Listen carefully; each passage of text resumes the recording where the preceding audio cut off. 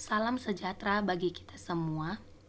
Perkenalkan, nama saya Siska Sepdiana Sitanggang, Sarjana Farmasi Apoteker, peserta Latsar CPNS 2022 Kabupaten Balangan, Angkatan 11, Golongan 3, Kelompok 3.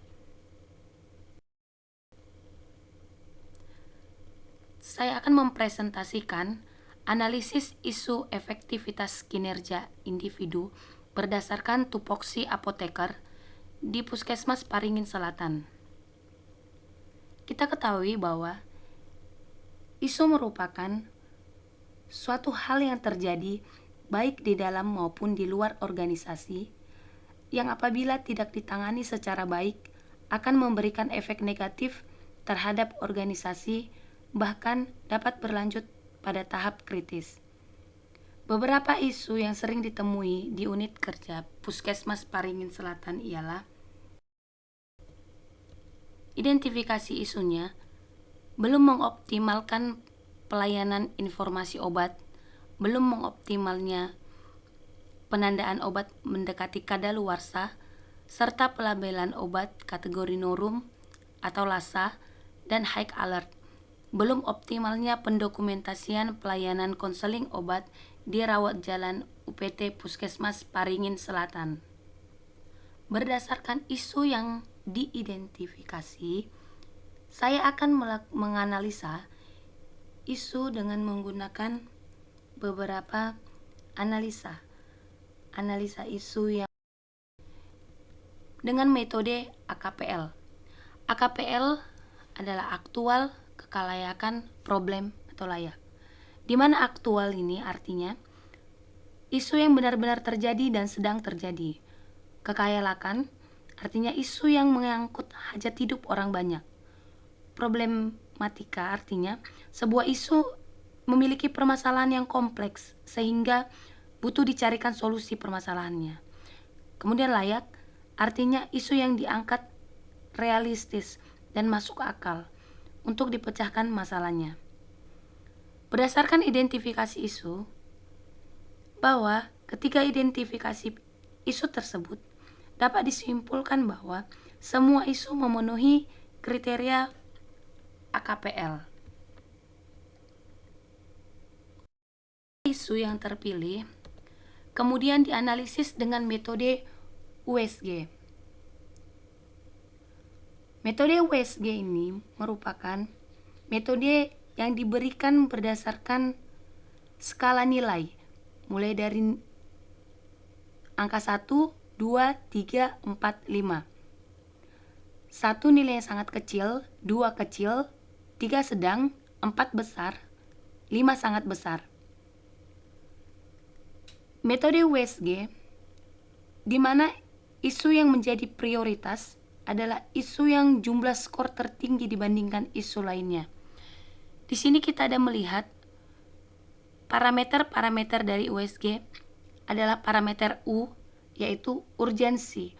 Urgensi dalam arti seberapa mendesaknya suatu isu tersebut untuk segera dibahas, dianalisis, dan ditindaklanjuti.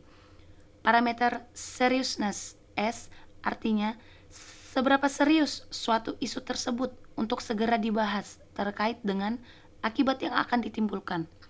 Parameter G, growth, seberapa besar kemungkinan memburuknya isu tersebut jika tidak ditangani dengan segera. Jadi, dilihat dari jumlah parameternya, maka jumlah parameter yang tertinggi berada di dalam poin 1, dan itu merupakan prioritas utama, yaitu belum optimalnya pelayanan informasi obat di Puskesmas Paringin Selatan.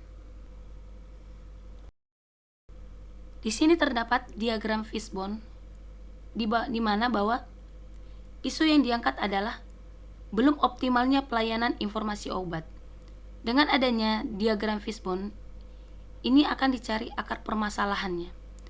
Yang pertama, orientasi pasien yang tidak berjalan. Yang kedua, sarana pharmaceutical care yang belum tersedia. Minimnya tenaga kefarmasian. Kemudian antusias masyarakat terhadap pemberian edukasi obat masih kurang.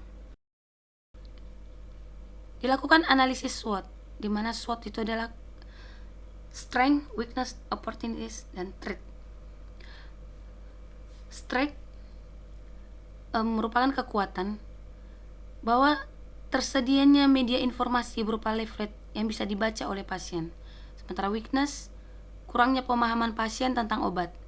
Opportunities, pemberian informasi obat secara optimal dengan media baca yang diberikan kepada pasien. Dan threat, kurangnya kesadaran dan kepatuhan pasien dalam minum obat.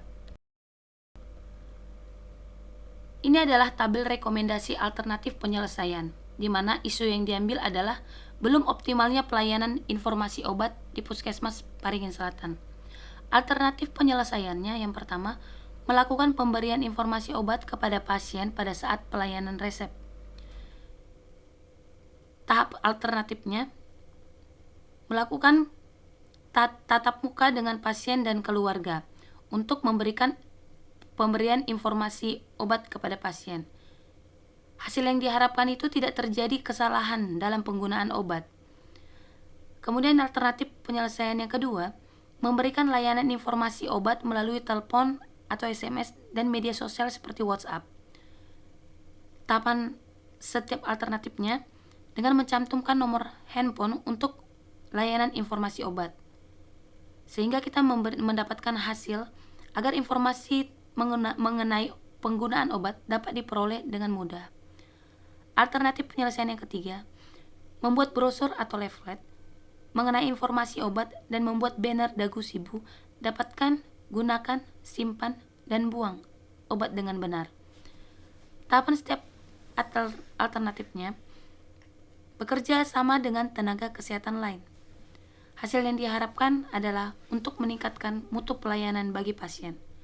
Maka, ketiga alternatif penyelesaian ini itu dibantu oleh para pihak, tenaga kesehatan, pasien, dan keluarga pasien.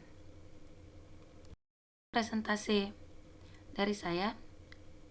Terima kasih dan saya ucapkan.